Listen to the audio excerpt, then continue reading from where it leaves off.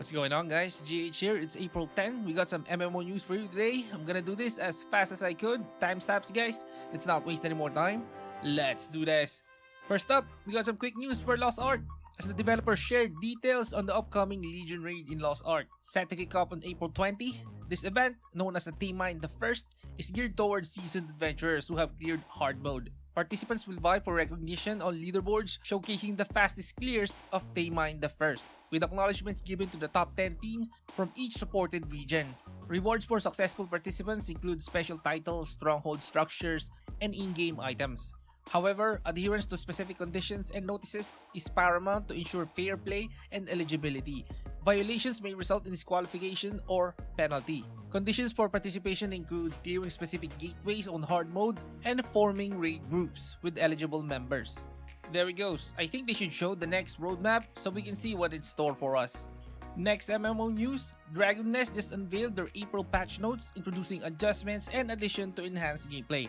Among the updates are the introduction of the Black Dragon Nest time attack, light and hard modes, wherein players can now challenge the Black Dragon in both light and hard difficulties, with their parties consisting of 5 to 8 members. The light difficulty takes players through Nest Labyrinth 20th floor, while the hard difficulty presents a more formidable challenge in Nest Labyrinth 27th floor. And the update also includes the Lipius Lucky Zone dungeons, Black Dragon talismans, and Sealed Talisman slot expansion. Dragon Nest is still kicking, and seems like every month they're adding new stuff to the game. This is good news for Dragon Nest players. And coming up next, Neverwinter just unveiled their April 23 update called Adventures in Wild Space.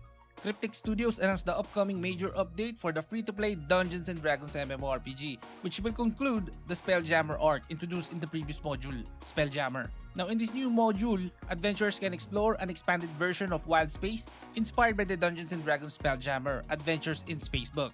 The update introduces new landing sites to the Wild Space Adventure Zone, a new dungeon, and various quality of life improvements. Finally, an update for Neverwinter. I thought they would never update this one. Now, we got some news for EverQuest 2 players. In the latest update titled Dark Pole Rising, several new features and content additions await.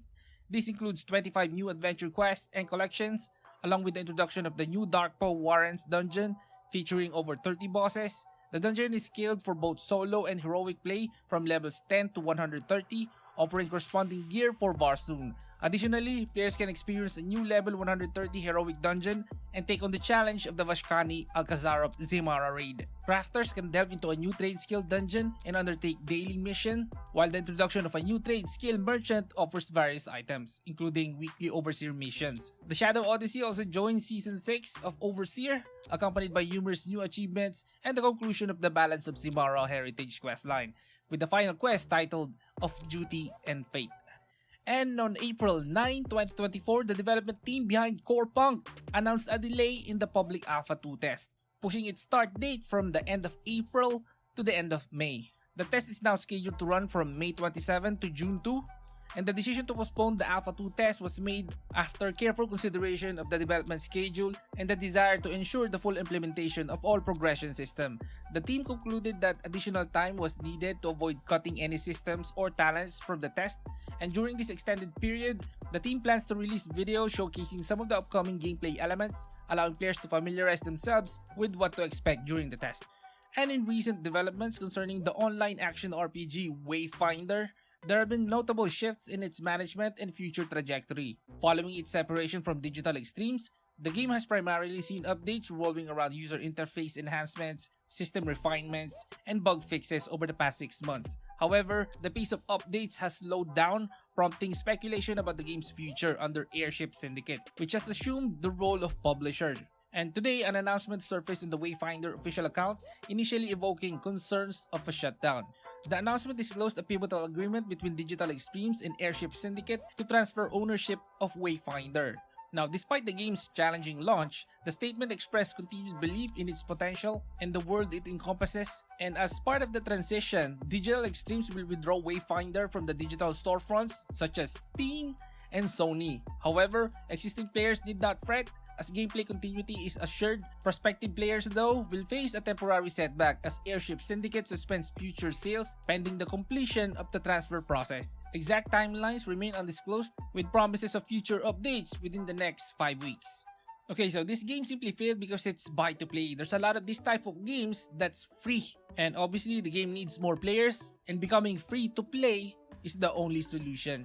And in another news, Bungie provided insight into the upcoming Destiny 2 expansion, The Final Shape, set for release this June after a delay from its original February launch window. Among the reveals were details about the new Prismatic Guardian subclass, which incorporates both light and darkness elements into gameplay, offering a fresh approach to combat.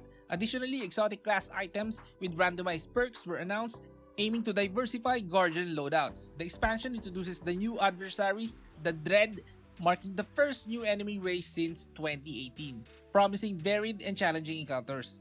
Destiny 2 The Final Shape is slated for release on June 4th across multiple platforms, with the interim period filled by the recently launched free update, Destiny 2 Into the Light, providing content to keep players engaged until the next expansion's arrival.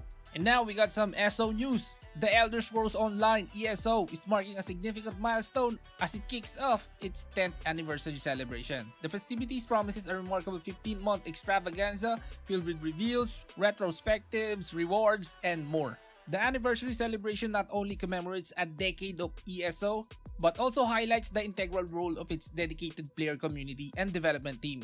With additional in-person events scheduled worldwide, the celebration aims to unite players globally in honoring the game's rich legacy and vibrant community. And they also have a roadmap over here in their Steam page. As you can see, it's going from April to 2025. Just visit their Steam page for the full details of the anniversary celebration.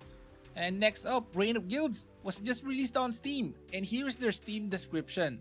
Reign of Guilds is a classic MMORPG, dark magical Middle Ages, open world, castle sieges, economy and diplomacy, merchant and craft association, church and mercenaries, counts, and of course, the king. Choose your side. And lastly, here's an upcoming MMO, Sky, Children of the Light. Here is the Steam page of the game. It's coming tomorrow, and according to this, Sky Children of the Light is a peaceful award-winning MMO from the creators of Journey. Explore a beautifully animated kingdom across 7 realms and create enriching memories with other players in this delightful puzzle adventure game.